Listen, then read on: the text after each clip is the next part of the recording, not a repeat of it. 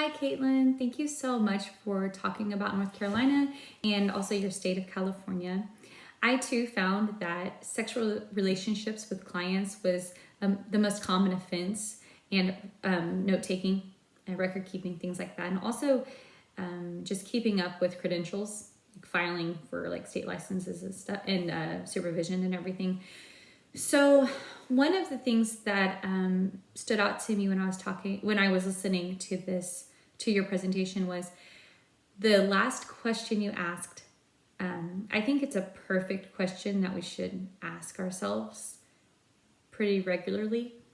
How are these things common? How common? And one thing I'd like to also say is, how do we prevent from making these mistakes?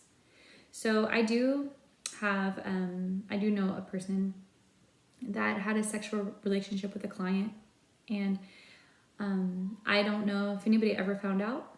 I knew because I was her best friend, and no longer her best friend because of I just severed the relationship because I didn't agree with what was going on, and it was very tragic. This client had a wife and children. She had a husband and children, but they were both very depressed people.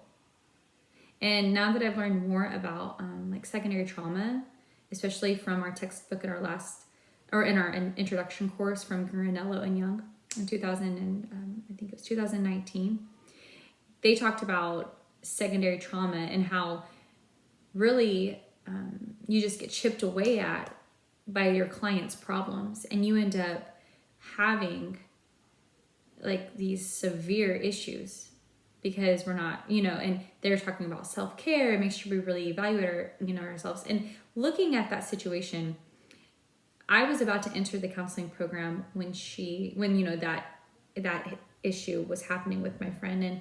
And actually I stopped the counseling program because it scared me away.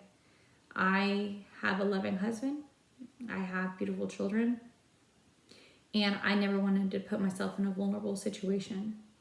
And seeing that happen, it scared me. But then I came to the realization that one thing that's great about our school, and one thing that's great about being a Christian, going into the secular community field, is we have the whole armor of God, for one. We have the Holy Spirit.